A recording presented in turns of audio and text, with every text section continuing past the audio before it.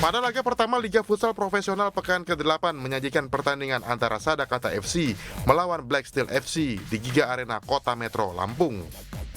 Pada pertandingan ini Black Steel FC mendominasi jalannya laga. Dengan mudah Black Steel mengatasi perlawanan Sadakata FC dengan skor 2-4. Pada laga kedua tim tuan rumah Giga FC tidak mampu membendung permainan Pendekar United. Giga FC dipermalukan oleh Pendekar United dengan skor telak 3-6. Pada laga ketiga, IPC Pelindo tampil dominan melawan Radit FC.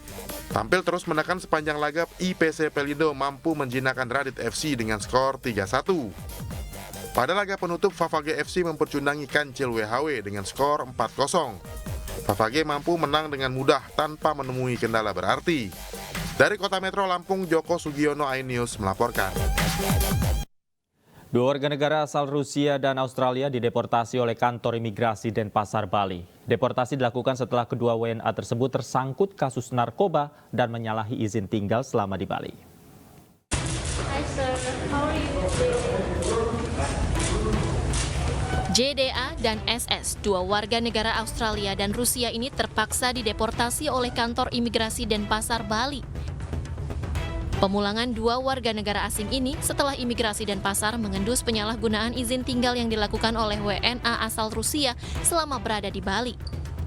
SS, warga Rusia, diketahui bekerja sebagai komedian, sementara JDA, warga asal Rusia, terjerat kasus narkoba selama berada di Bali.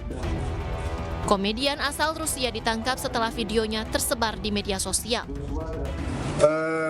Terkait kegiatan dua warga negara ini, dua-duanya tujuan datang ke Indonesia adalah berlibur. Namun yang satu pada faktanya bekerja sebagai komedian stand up comedy ya di Bali. Kita amankan pada tanggal 8 Maret 2023. Yang satunya lagi warga negara Australia inisial GDA ini adalah pelimpahan dari kepolisian Bali.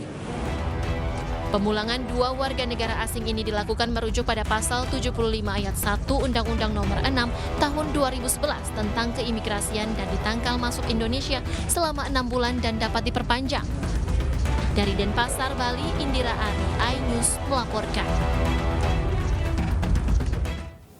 Pemirsa, asisten pribadi Wakil Menteri Hukum dan HAM melaporkan Ketua Indonesia Police Watch Sugeng Teguh Santoso ke Barreskrim Polri. Laporan tersebut sekaligus membantah tuduhan Wamenkumham yang diduga menerima gratifikasi sebanyak 7 miliar rupiah. Asisten pribadi Wakil Menteri Hukum dan HAM Yogi Rukmana melaporkan Ketua Indonesia Police Watch Sugeng Teguh Santoso ke Barreskrim Polri. Laporan dilayangkan buntut dari tindakan Sugeng yang melaporkan Wakil Menteri Hukum dan HAM Edi Hiarich ke KPK terkait dugaan penerimaan gratifikasi sebanyak 7 miliar rupiah. Ketua IPW dilaporkan atas dugaan pencemaran nama baik. Pokoknya intinya saya nyatakan bahwa banyak hal yang dia nyatakan terhadap saya tidak benar. Jadi makanya saya malam ini merespon dan melaporkan saudara STS. Indonesian Police Watch atau IPW melaporkan Wamenkumham Edward Omar Sarif Hiarich ke KPK. Dalam pengaduannya, Ketua IPW Sugeng Teguh Santoso mengaku turut membawa bukti untuk laporannya tersebut. Dan informasi yang akan hadir sekaligus menutup kebersamaan kita dalam iNews sore hari ini. Dan Anda bisa menyaksikan siaran digital iNews TV di 28 UHF untuk wilayah Jabodetabek. Tetap jaga protokol kesehatan. Saya Davi Pratama pamit undur diri. Terima kasih, selamat sore dan sampai jumpa.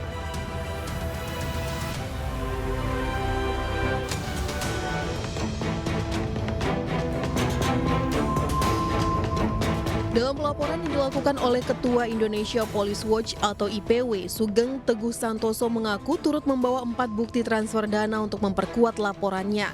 Sugeng mengatakan bahwa laporannya itu terkait dengan dugaan aliran dana sebesar 7 miliar rupiah yang diterima Profesor Edi melalui asisten pribadinya.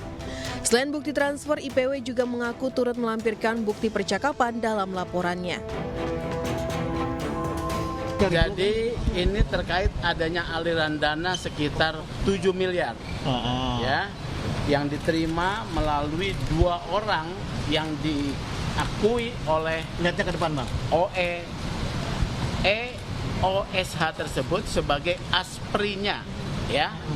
Diterima melalui asprinya ya, dalam kaitan dugaan saya adalah jabatan, walaupun peristiwa tersebut terkait dengan permintaan bantuan seorang warga negara kepada Wamen EOSH.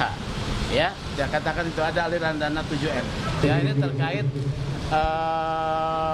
posisi sebagai wamen terkait dengan dua peristiwa. Ya, satu minta konsultasi tentang hukum, ya. Yang kedua, dugaan terkait dengan permintaan pengesahan status badan hukum.